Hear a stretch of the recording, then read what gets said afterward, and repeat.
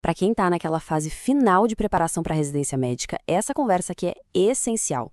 Hoje a gente vai mergulhar em como navegar por esses últimos meses que a gente sabe são de uma pressão absurda e traçar um caminho que realmente leva para aprovação. E vamos começar com aquela pergunta que, olha, com certeza tá tirando o sono de muita gente agora. Será que ainda dá tempo? E a resposta, curta, direta, é sim. Com certeza dá. Mas o caminho para chegar lá exige bem mais do que só acumular horas de estudo. Exige estratégia e, talvez o mais importante, a mentalidade certa. Para a gente entender isso na prática, vamos olhar para as histórias de dois médicos. De um lado, o Marcos. Ele se sentia, nas palavras dele, amargurado, estressado, sabe? Com aquele arrependimento de não ter curtido mais a faculdade. Do outro, o Daniel, que começou a estudar super tarde, se sentindo totalmente perdido, sem nem saber que especialidade queria seguir. A jornada deles é a prova de que o ponto de partida de verdade não define a linha de chegada. E o que os dois aprenderam, e que serve para todo mundo, foi uma lição fundamental.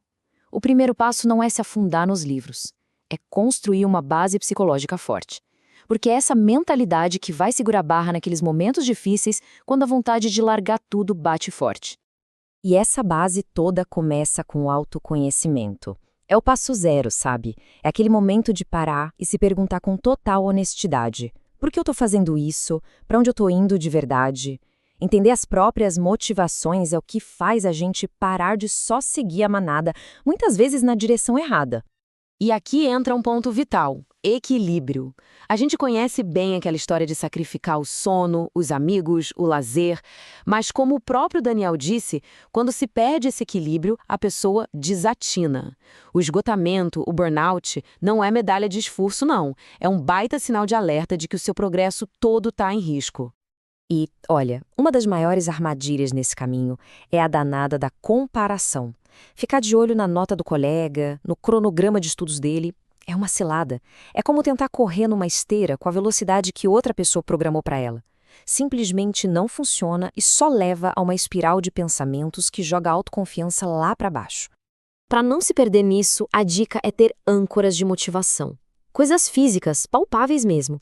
Deixar na mesa de estudos uma foto da família, a imagem daquele professor que foi uma inspiração, um bilhete de um paciente, qualquer coisa que, no meio do caos, ao bater o olho, faça a gente lembrar do porquê de toda essa jornada ter começado. Muito bem. Com a cabeça no lugar, a mentalidade ajustada, aí sim a gente pode falar de estratégia. Agora é a hora de transformar aquele caos de matéria acumulada em um plano claro, inteligente. E a palavra que vai ser nosso guia aqui é direcionamento. Porque muita gente começa assim, né? O tempo de estudo parece um gráfico de pizza todo fatiado em atividades que dão pouco resultado. Horas e horas lendo livros gigantes, pulando de um tema para o outro sem critério nenhum, assistindo aula de forma passiva, é muito suor para pouca recompensa.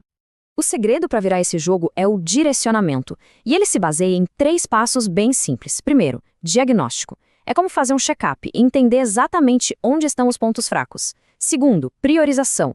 É concentrar a energia naqueles temas que mais caem, nas áreas de maior peso. E terceiro, planejamento. Montar uma rotina semanal e, o mais importante, reavaliar o progresso sempre, para ir ajustando a rota. E o objetivo é chegar nisso aqui. Olha só a transformação. O tempo passa a ser investido no que realmente funciona. Fazer provas antigas, atacar as deficiências que o diagnóstico mostrou, focar nos temas quentes e, claro, fazer a correção ativa das questões. É basicamente trocar o esforço bruto pela inteligência estratégica. Beleza, agora que a gente já viu o que fazer, vamos para o como.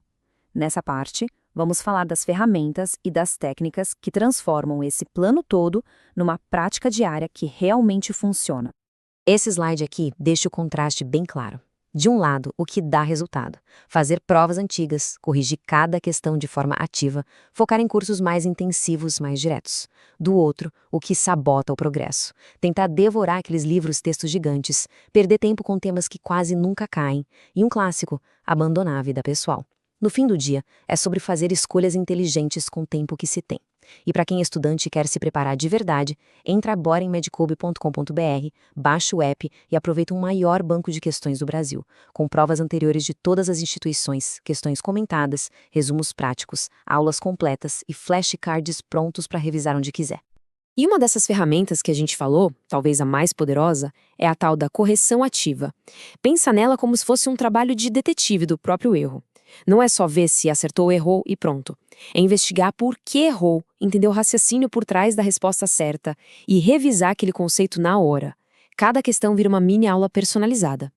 Para fechar, a gente precisa falar de uma coisa.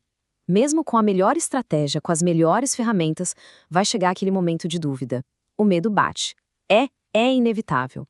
E é por isso que a última parte da nossa conversa é sobre a importância de confiar no processo. A estagnação acontece com todo mundo. Aquele platô, sabe? Onde a pontuação parece que congela. 62%. De novo e de novo. A frustração é gigantesca e aquela vozinha que fala, desiste, não vai dar, começa a gritar. Mas é crucial saber que esse platô, muitas vezes, é o que vem logo antes de um salto de desempenho. É preciso ter força para persistir. E nesses momentos, a mensagem central é essa. Cuidado para não ser o próprio carrasco. É preciso ter um pouco de autocompaixão, sabe? Olhar para trás e valorizar tudo que já foi construído até aqui. Ninguém joga um trabalho de meses, de anos para o alto por causa de um obstáculo. É preciso resgatar o valor do percurso e confiar que ele vai levar adiante. Então, vamos pensar nessa reta final como os últimos quilômetros de uma maratona.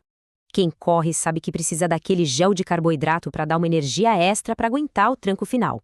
Da mesma forma, para cruzar essa linha de chegada, é preciso ter fontes de energia e motivação. Então, a reflexão que fica é: qual vai ser o seu gel de carboidrato para essa última etapa?